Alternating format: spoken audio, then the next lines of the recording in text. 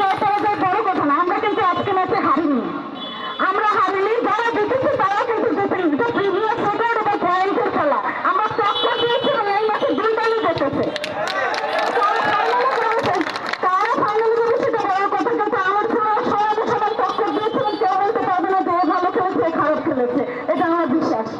তো যাই হোক, আমি আমার টিমকে অভিনন্দন জানাচ্ছি এবং যে টিম ফাইনালে যাচ্ছে ঝালকাঠি সদর, তাদেরকে আমার তরফ থেকে অভিনন্দন জানাচ্ছি। একই সাথে আমি ধন্যবাদ এবং কৃতজ্ঞতা জানাচ্ছি আমাদের জেলা প্রশাসক স্যারের প্রতি এত চমৎকার আয়োজন, ফুটবলকে এইভাবে তুলে ধরার জন্য।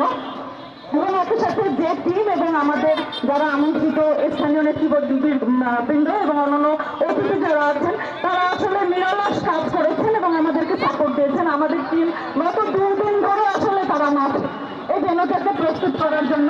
এবং আমাদের স্যার যেটা বলেছেন যে আমাদের এই যে মাঠটি, ইনশাল্লাহ স্যারের সহযোগিতায় এই মাঠটিকে আমরা উন্নয়ন করে এবং সবসময় এখানে এই খেলা একটা পর একটা টুর্নামেন্ট আমরা চালু রাখবো ইনশাল্লাহ।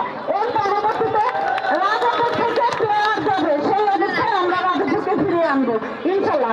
আপনাদের সবাই সহযোগিতা এবং সাপোর্টের জন্য আপনাদেরকে অসংখ্য ধন্যবাদ। আমি ধন্যবাদ জানাচ্ছি আমাদের সকল নেতৃবৃন্দ, আমাদের স্যারদের এবং আমার সহকর্মীবৃন্দ, একই সাথে আমাদের এমপি স্যারকে। সবাইকে শুভেচ্ছা ও অভিনন্দন। আসসালামু আলাইকুম।